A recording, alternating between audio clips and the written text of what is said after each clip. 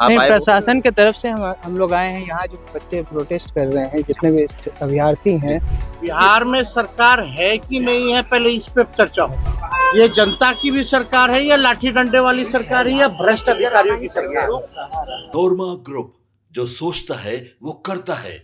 आपके अपने सपनों का आशियाना। नमस्कार, मैं हूं सागर कुमार। भारत लाइव देख रहे हैं आप। देखिए, लगातार हम बीपीएससी की खबरें आपको दिखा रहे हैं। कल ग्राउंड जीरो पर उतरकर हमने एक एक खबर आप तक पहुंचाई थी। और देखिए, जो छात्रों का हुजूम है, जो शिक्षकों का हुजूम है, उसके लिए एक बड़ी खुशखबरी है। देर रात बता दें आपको कि बड़े अधिकारी गर्दनीबाग धरना स्थल पर पहुंचे थे। उसके बाद BPSC candidate CM Nitish Kumar से मिलने की बात पर लगातार अड़े हुए हैं। शनिवार सुबह गर्दनीबाग पहुंचे सदर एसडीएम गौरव कुमार ने आयोग के सचिव से मुलाकात करने की बात कही है, जिस पर कैंडिडेट्स का कहना है कि हम लोग जिस संस्था पर आरोप लगा रहे हैं, उस संस्था के अधिकारी से मिलकर हम क्या करेंगे। मुख्यमंत्री नीतीश कुमार से ही उम्मीद है और उनसे ही मिलेंगे। एसडीएम गौरव कुमार लगातार कैंडिडेट्स को समझाने की कोशिश कर रहे हैं। वहीं पटना पुलिस ने गुरु रहमान को भी तलब कर लिया है। आपको बताते चले कि प्रशांत किशोर की पार्टी जनसुराज ने बीपीएससी कैंडिडेट्स की मांग को लेकर बिहार सरकार को अल्टीमेटम दिया है। पार्टी के अध्यक्ष मनोज भारती ने चिट्ठी लिखकर सीएम नीतीश कुमार से छात्रों के प्रतिनिधिमंडल से मिलने की रिक्वेस्ट की है। पार्टी की ओर से कहा गया है कि अगर सकारात्मक कार्रवाई नहीं हुई तो छात्रों के साथ पार्टी के लोग भी आंदोलन करेंगे। जनसुराज के अल्टीमेटम के बाद सीएम हाउस बीपीएससी कार्यालय की सुरक्षा भी बढ़ा दी गई है। इधर री एग्जाम की मांग को लेकर प्रदर्शन कर रहे अभ्यर्थियों ने बीपीएससी से साफ कह दिया है, किसी भी हालत में 17वीं प्रारंभिक परीक्षा को रद्द नहीं किया जाएगा। दोबारा परीक्षा नहीं होगी तो हम लोग आगे देखेंगे। शुक्रवार को BPSC exam controller Rajesh Kumar ने कहा कि किसी भी हालत में 17वीं प्रारंभिक परीक्षा को रद्द नहीं किया जाएगा। बापू परीक्षा परिसर के 12,000 अभ्यर्थियों की फिर से 4 जनवरी को परीक्षा होगी, जिसके बाद मुख्य परीक्षा अप्रैल में होने की संभावना है। ऐसे में सभी अभ्यर्थी मुख्य परीक्षा की तैयारी करें। देखिए, राजेश कुमार ने बताया कि बीपीएससी पर बहुत दबाव दिया जा रहा है, लेकिन हम दबाव में आने वाले नहीं हैं। पहले नॉर्मलाइजेशन के नाम पर विरोध हुआ, अब परीक्षा रद्द करने की मांग। अभ्यर्थियों को लोग मिसगाइड कर रहे हैं। बापू परीक्षा केंद्र के अलावा किसी भी सेंटर का परीक्षा कैंसिल नहीं होगा। इधर बात करें तो एग्जाम कंट्रोलर ने यह भी कहा कि परीक्षा रद्द करने का निर्णय आयोग का नहीं होता है, बल्कि यह जिला प्रशासन की ओर से मिली परीक्षा केंद्रों की रिपोर्ट के आधार पर लिया जाता है। कुछ अभ्यर्थी ने ही परीक्षा का विरोध कर रहे हैं। विरोध प्रदर्शन करने वाले अभ्यर्थी झूठा आरोप लगा रहे हैं। उनके पास किसी तरह का ठोस सबूत नहीं है। आयोग के पास अभ्यर्थियों के लगातार मेल आ रहे हैं। अभ्यर्थियों का कहना है कि परीक्षा में किसी भी तरह की धांधली नहीं हुई है। धरना प्रदर्शन करने वाले लोग प्रेरित हैं। उन्होंने आगे कहा कि 17वीं बीपीएससी की संयुक्त परीक्षा का मेंस एग्जाम अप्रैल में होगा। अभ्यर्थी धरना प्रदर्शन छोड़कर मेंस की तैयारी करें। लेकिन इधर एक और बड़ी खबर निकलकर सामने आ रही है कि गर्दनीबाग थाने से कोचिंग संचालक गुरु रहमान को भी नोटिस जारी करके उनको बुलाया गया है। और देखिए, जारी नोटिस में 17वीं बीपीएससी प्रारंभिक परीक्षा पत्र लीक होने को लेकर भी जो साक्ष्य और दस्तावेज उनके पास हैं, उनको लेकर आने के लिए कहा गया है। अगर सबूत नहीं है तो समझा जाएगा कि उन्होंने जानबूझकर बीपीएससी की छवि खराब करने की कोशिश की। इस पूरे मामले में राजनीति भी खूब हो रही है। तेजस्वी यादव नेता प्रतिपक्ष ने भी ये बयान जारी करके कहा है कि बीपीएससी को अपनी गलती माननी चाहिए। एक सेंटर की परीक्षा क्यों रद्द होगी? अगर करना ही था तो पूरा परीक्षा रद्द करते। शुक्रवार को दिल्ली से पटना पहुंचे तेजस्वी यादव ने भी कहा है कि मुख्यमंत्री होश में नहीं है। इस सरकार को कौन चला रहा है पता नहीं। यहाँ बच्चे लाठी डंडा खा रहे हैं। लोगों के आंख में आंसू को देखकर उन्हें कोई फर्क नहीं पड़ता। जब 17 महीने हमारी सरकार थी तो युवाओं के चेहरे पर खुशी थी, तब कोई पेपर लीक नहीं हुआ। 5 लाख लोगों को नौकरी मिली, लेकिन आज की सरकार में नौजवानों की आंखों में आंसू है, पीठ पर लाठी के दाग और माथे पर चोट है। इस एनडीए सरकार को भ्रष्ट अधिकारी चला रहे हैं। बिहार को अपने हालात पर छोड़ दिया गया है।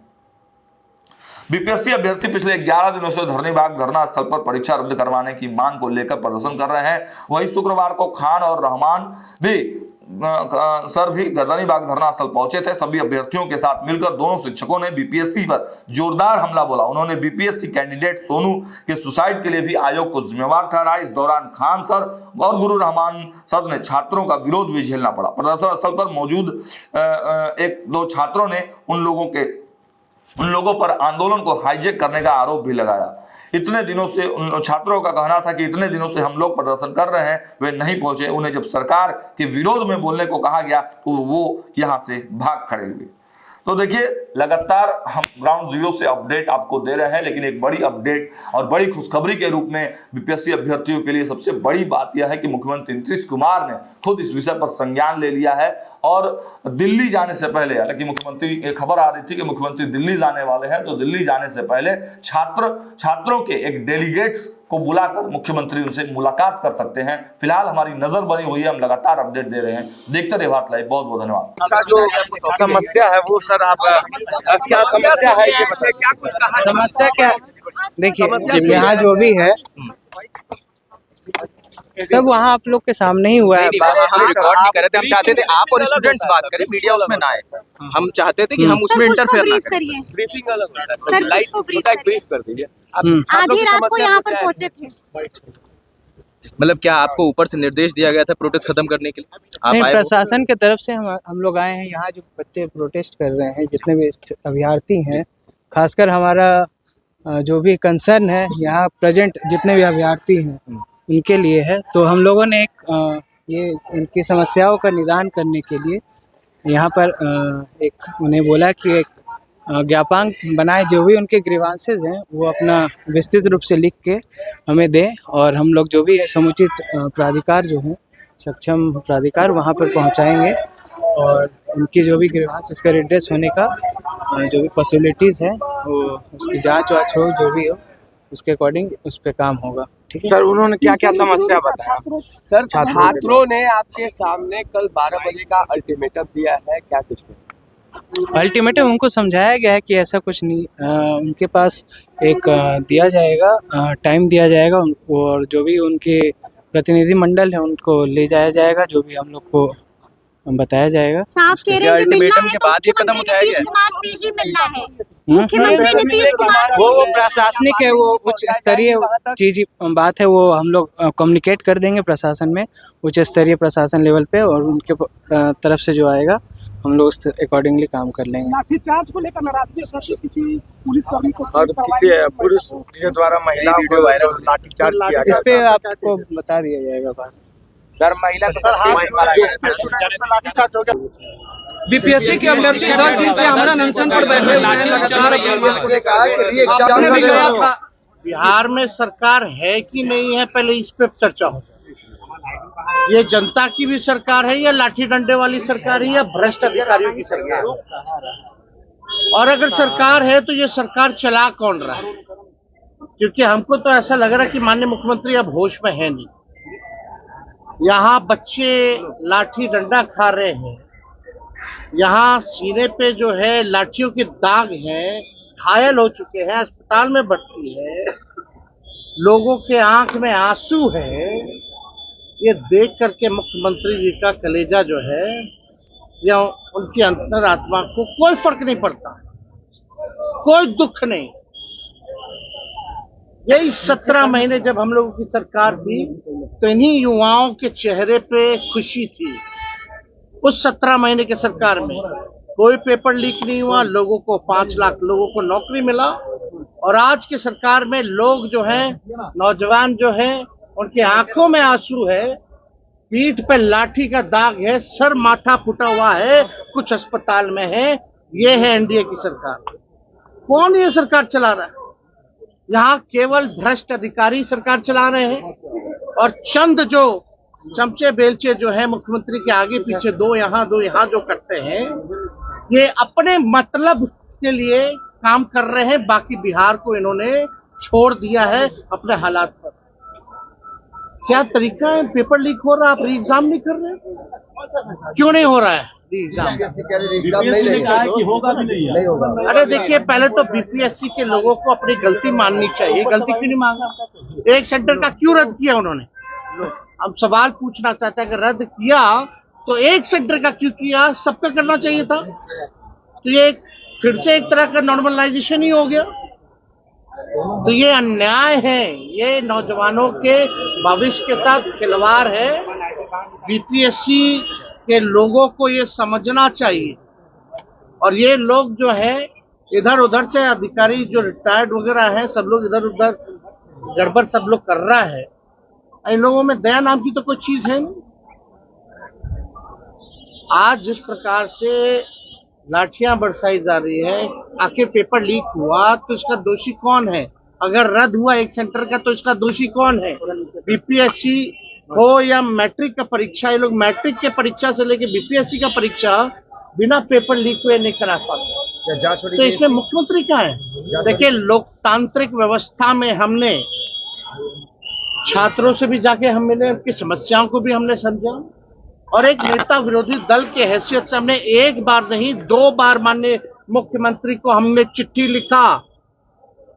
ये लोकतंत्र है। नेता विरोधी दल अगर चिट्ठी अगर कोई लिखे तो मुख्यमंत्री उसका जवाब देना पड़ता है।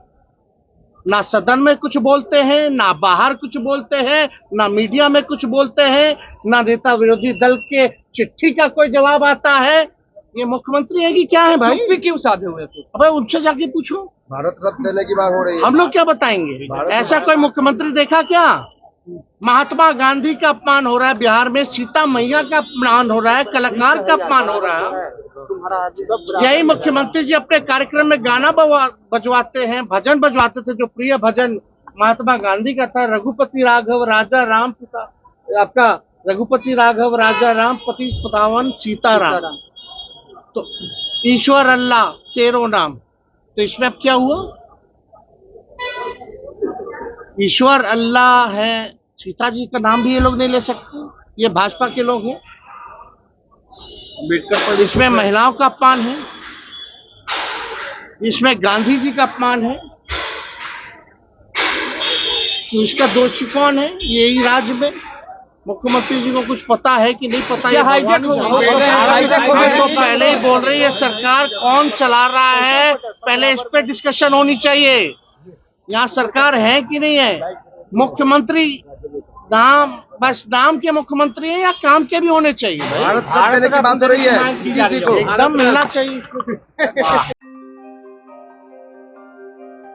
आपके सपनों को हमने सजाया है, ई होम्स पैनोरमा को हमने बनाया है। ई होम्स मेरा एक सपना था जिसपे मैं पिछले 4 साल से काम कर रहा था।